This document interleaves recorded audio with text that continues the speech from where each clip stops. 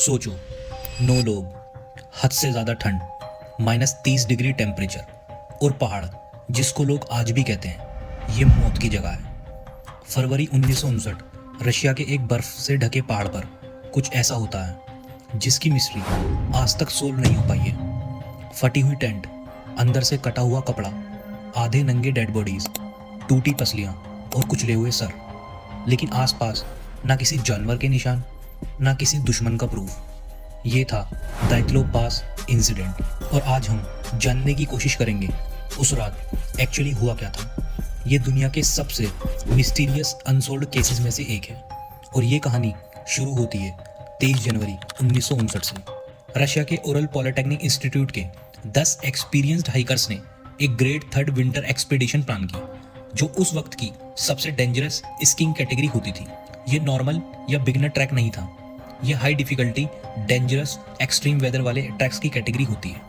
सिर्फ trained, experienced और survival skills वाले हाइकर्स को ही लेवल 3rd एक्सपीडिशन की परमिशन मिलती है। ग्रुप में 10 मेंबर थे और 10 के 10 एक्सपीरियंस्ड हाइकर थे।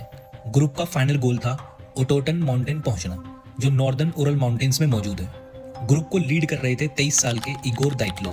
बाकी सब एक्सपर्ट्स हाइकर भी 20 से 24 साल के थे। सिर्फ एक आदमी उनसे अलग था, सेमियोन ज़ोलोतार्लो, जो एक मिलिट्री वेटरन था जिसकी उम्र तकरीबन 38 साल थी। जर्नी शुरू होती है 23 जनवरी से। पूरा ग्रुप स्वेदलव्स रेलवे स्टेशन से ट्रेन पकड़ता है, फिर ट्रेन से ट्रक और फिर स्कीइंग। स्टेप बाय स्टेप वो ओटोटन की तरफ बढ़ते जा रहे थे।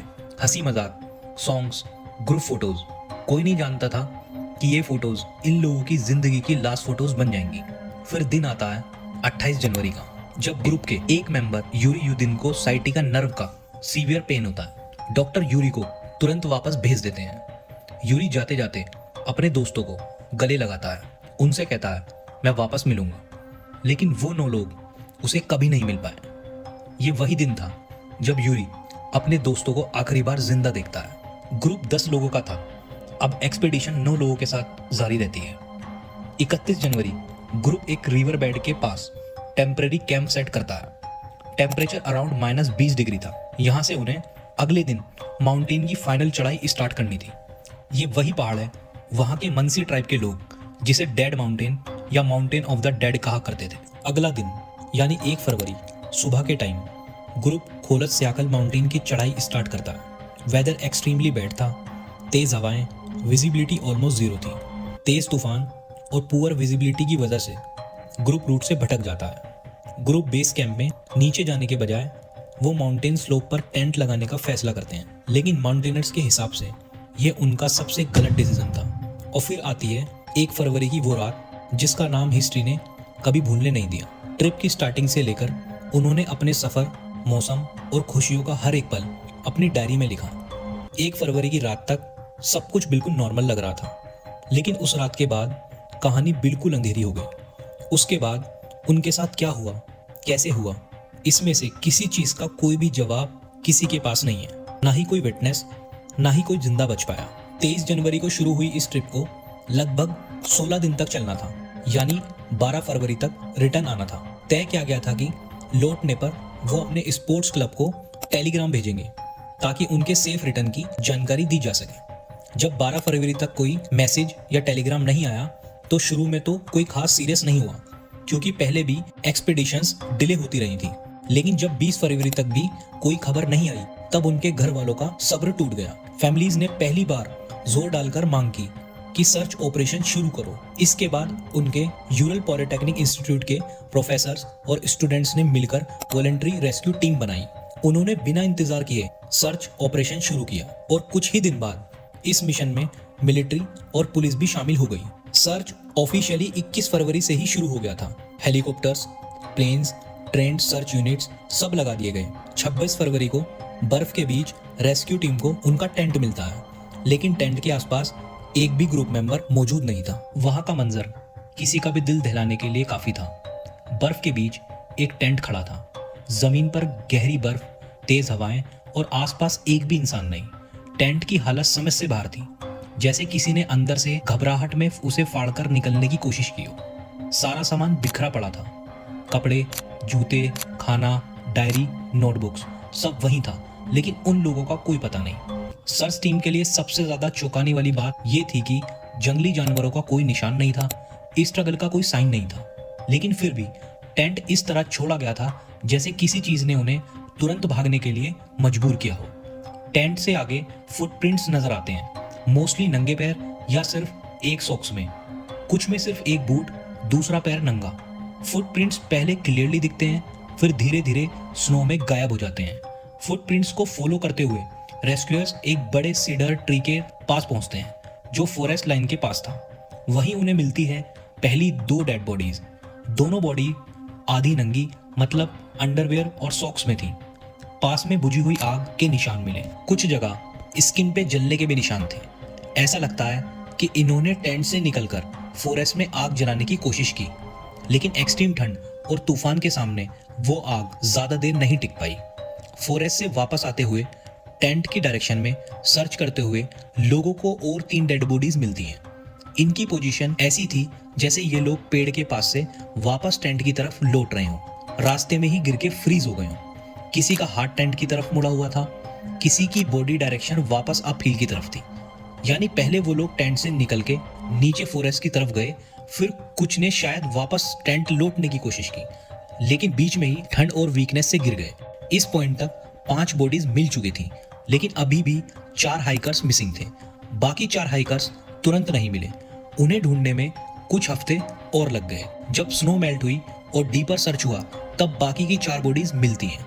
ये ज्यादा डेप्थ पे थे और इनकी कंडीशन ने केस को स्ट्रेट एक्सीडेंट से फुल मिस्ट्री मोड में डाल दिया, क्योंकि इनकी इंजरीज ऐसी थी, किसी की मल्टीपल रिब्स टूट चुकी थी, किसी के स्कल पर सीवियर फ्रैक्चर थे। एक फीमेल हाइकर दुबीनीना की जीभ और दोनों आंखें मिसिंग थी, लेकिन ये सब कुछ होने के बावजूद बाहर से स्किन पर ज्यादा कट्स या घाव नहीं थे। फोरेंसिक रिपोर्ट्स में सामने आया, इंजरीज ऐसे लगते हैं जैसे किसी मैसिव एक्सटर्नल फोर्स ने कार क्रैश या ब्लास्ट जैसा इम्पैक्ट दिया हो, लेकिन बाहर से मिनिमल डैमेज के साथ कुछ कपड़ों पर रेडियो एक्टिव ट्रेसेस भी मिलते हैं, जो मिस्ट्री को और गहरा बना देते हैं।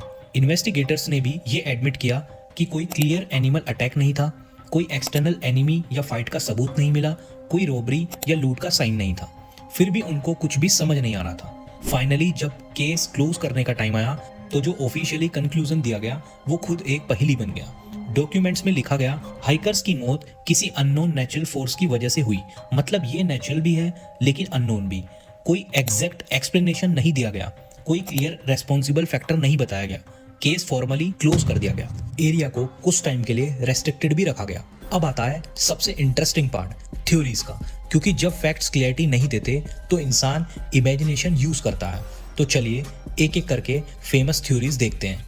सबसे पहले लोगों ने सोचा शायद एविलांच आई होगी, जिसकी वजह से ओपन स्लोप पे लगे टेंट पर प्रेशर आया होगा और इसी वजह से ग्रुप पैनिक में आकर टेंट को अंदर से कट करके बाहर की तरफ भाग गए। लेकिन इन्वेस्टिगेटर्स को किसी भी तरह के छोटे या बड़े एविलांच का कोई सबूत नहीं मिला। टेंट फ्लैट जगह पर था जहां एविलांच रेयरली होती है, और जैसी इंजरी बॉडी में पाई गई वो सब एक एविलांच से पॉसिबल नहीं लगती। फिर आती है कैटाबैटिक विंड थ्योरी। ये थ्योरी कहती है बहुत पावरफुल ग्रेविटी ड्रिवन विंड्स आई होंगी जो इंसान को जमीन पर गिरा सकते हैं, टेंट को उड़ा सकते हैं। हाइकर्स ने टेंट छोड़कर ट्रीज की तरफ भागने की कोशिश की होगी, लेकिन कैटाबैटिक विंड्स का एविडेंस उस रात नहीं मिला और इतनी सीवियर इंजरीज विंड से नहीं हो सकती। नेक्स्ट थ्योरी है इंफ्रासाउंड साइकोलॉजिकल पैनिक। साइंटिस्ट के मुताबिक माउंटेन का शेप रेयर इंफ्रासाउंड क्रिएट कर सकता है। ये इंफ्रासाउंड ह्यूमन ब्रेन को एक्सट्रीम फियर और पैनिक में डाल सकता है। हाइकर्स ने बिना कुछ सोचे समझे टेंट को काटा और भाग गए और बाद में फ्रीजिंग टेम्परेचर में मर गए। लेकिन इस थ्योरी में भी इंजरीज ने सबको सोचने पर मजबूर कर दिया। मतलब पसलियों का टूटना, स्कल में क्रैक्स, आईज और टंग मिसिंग, पैनिक से ये सब मुमकिन नहीं है। अगली थ्योरी सोवियत मिलिट्री से रिलेटेड बताई जाती है। उस दौरान अमेरिका और सोवियत के बीच कोल्ड वॉर चल रहा था, जिसकी वजह से दोनों ही देशों के बीच खुद को मजबूत और पावरफुल बनाने की रेस लग रही थी। कौन सा देश कितना पावरफुल है और किसके पास कितनी पावरफुल मिसाइल्स और न्यूक्लियर बॉम्ब है। कहते हैं कि हाइकर्स ने एक्सीडेंटली कुछ ऐसा देखा जो सीक्रेट मिलिट्री एक्सपेरिमेंट्स थे, जैसे मिसाइल टेस्ट, पैराशूट माइंस या रेडियोलॉजिकल वेपन ट्रायल्स। बॉडीज पर रेडिएशन के ट्रेसेस भी मिले थे।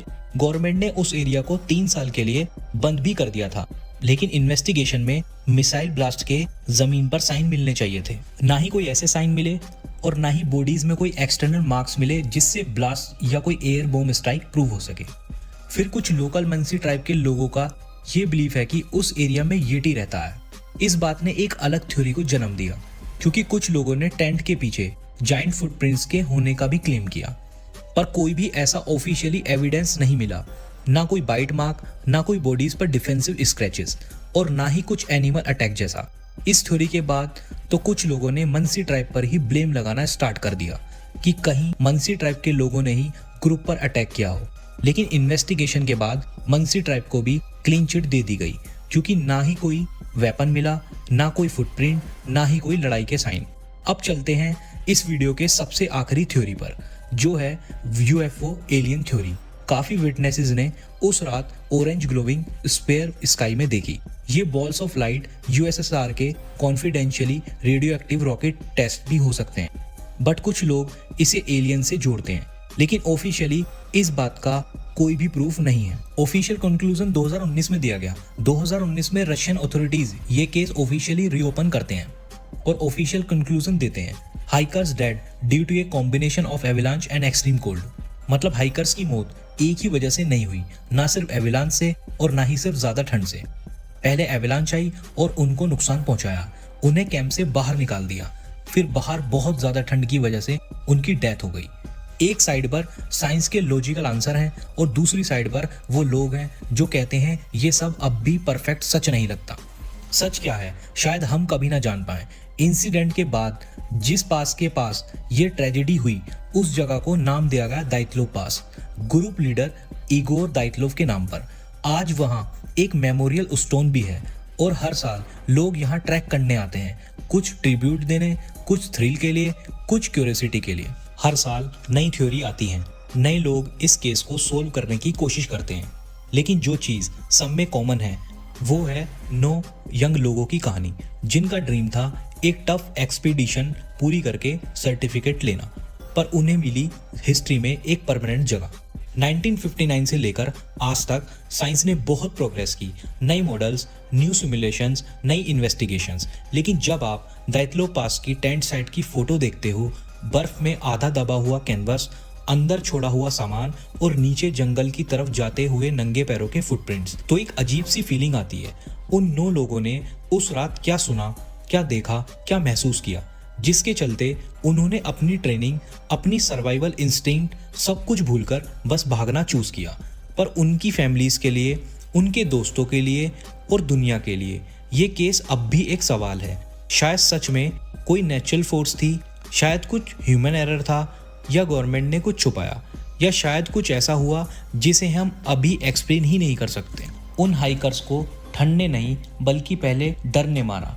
और असली राज ये नहीं है कि वो कैसे मरे, असली राज ये है उस रात उन्हें डराया किसने, कोई इंसान, कोई नेचुरल फोर्स या कुछ और।